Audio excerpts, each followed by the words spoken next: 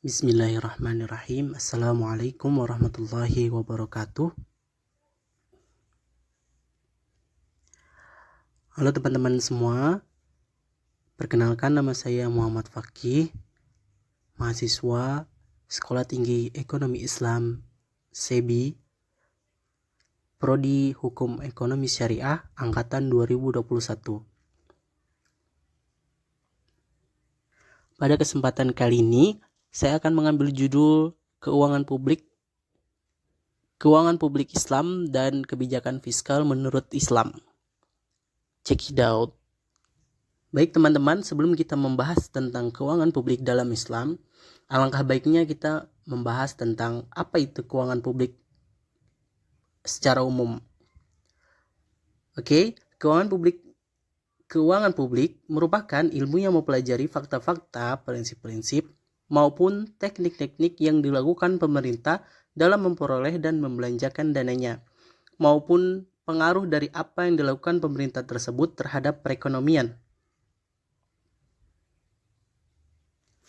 Lalu, keuangan publik Islam merupakan sebuah kaidah dan prinsip yang mengatur keuangan publik untuk kepentingan masyarakat pada umumnya, yang tujuan dasarnya adalah untuk mencapai falah atau kebahagiaan. Nilai-nilai yang berasal dari Al-Quran dan Hadis yang menjadi dasar perumusan sistem keuangan dan kebijakan fiskal negara. Dalam ekonomi Islam, sistem pengelolaan keuangan negara dapat dilihat dari segi pendapatan negara dan pengeluaran negara, yang mana sumber penerimaan negara terbagi menjadi dua, yaitu sumber pertama, sumber penerimaan negara tradisional mulai dari masa awal Islam. Sumber penerimaan negara secara tradisional seperti sumber primer dan sekunder. Adapun sumber primer yang dimaksud adalah zakat, khums, usr, fa'i, jizyah, dan kharaj.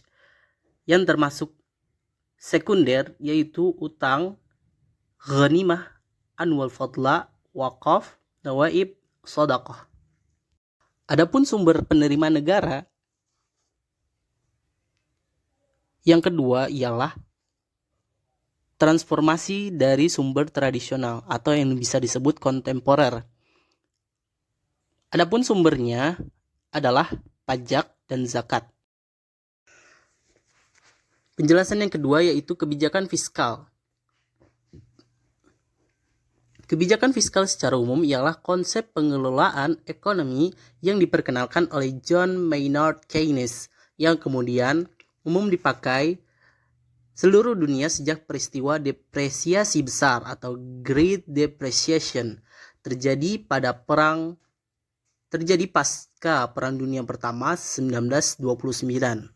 Dari segi definisinya, pengertian kebijakan fiskal adalah kebijakan yang diambil pemerintah demi menjaga pemasukan dan pengeluaran negara tetap stabil, sehingga perekonomian negara bisa bertumbuh baik.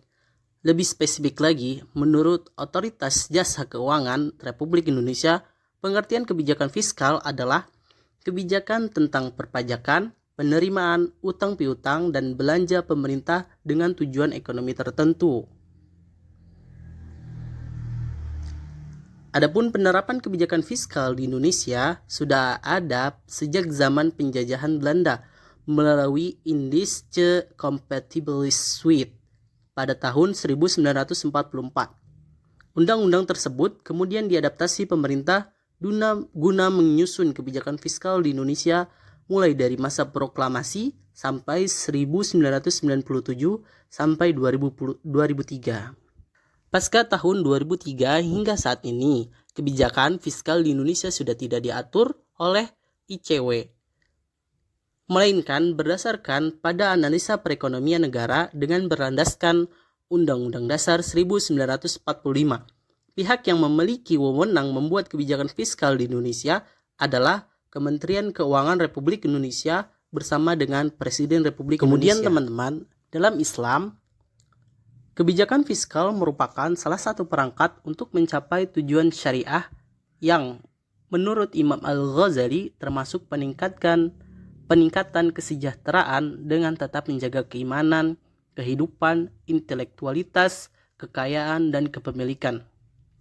Pada dasarnya, kebijakan fiskal telah lama dikenal dalam teori ekonomi Islam, yaitu sejak zaman Rasulullah SAW dan dilanjutkan dengan Khulafaur Rasyidin dan kemudian dikembangkan oleh para ulama. Seperti Ibnu Khaldun yang mengajukan obat untuk resesi berupa mengecilkan pajak dan meningkatkan pengeluaran pemerintah. Pemerintah adalah pasar terbesar, ibu dari semua pasar dalam hal besarnya, pendapatan dan penerimaannya. Adapun sumber-sumber pendapatan negara dalam kebijakan Rasulullah SAW dalam rangka menambah keuangan negara adalah sebagaimana terdapat seperti yang di bawah ini.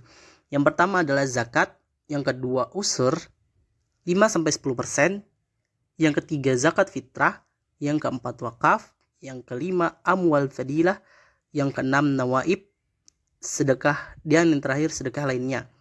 Dengan kesempurnaan hukum tersebut, dapat diketahui bahwa berkenaan dengan penjelasan kebijakan fiskal, hukum Islam juga mengaturnya. Adapun kebijakan-kebijakan fiskal Islam secara rinci, terdapat beberapa teori atau pembahasan yang dapat dicontoh oleh penguasa atau pemimpin negara dalam kebijakan fiskal Islami. Anggaran pemerintah yang defisit adalah perbedaan antara pengeluaran pemerintah atau belanja negara dengan penerimaan dan pendapatan negara pemerintah yang cenderung negatif. Dan untuk menjadikan pemerintahan menjadi lebih baik, maka anggaran pemerintah seharusnya sesuai dengan kemampuan negara atau yang disebut dengan government budget constraint itu sendiri.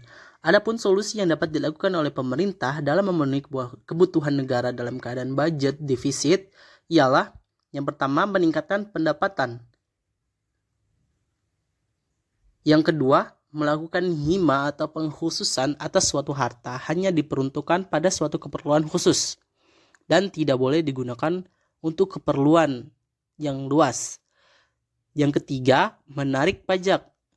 Yang pada dasarnya hal ini diperbolehkan dalam Islam, di mana dalam Islam terdapat beberapa hal yang dipenuhi dengan pajak. Yang keenam, menghemat pengeluaran.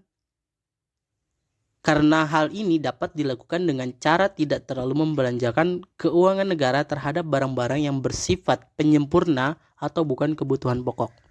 Kebijakan fiskal yang dibentuk oleh pemerintah dapat mempengaruhi siklus bisnis yang pada dasarnya akan berpotensi menstabilkan perekonomian. Dari siklus bisnis, jika dilakukan secara baik, akurat, tepat, dan prudent, namun sebaliknya, jika kebijakan tersebut tidak dilakukan dan dikelola dengan baik, maka akan mendapatkan atau menciptakan masalah baru pada kestabilan ekonomi. Demikian bisa saya sampaikan, kurang lebihnya saya memohon maaf. Billahi taufiq wal hidayah. Wassalamualaikum warahmatullahi wabarakatuh.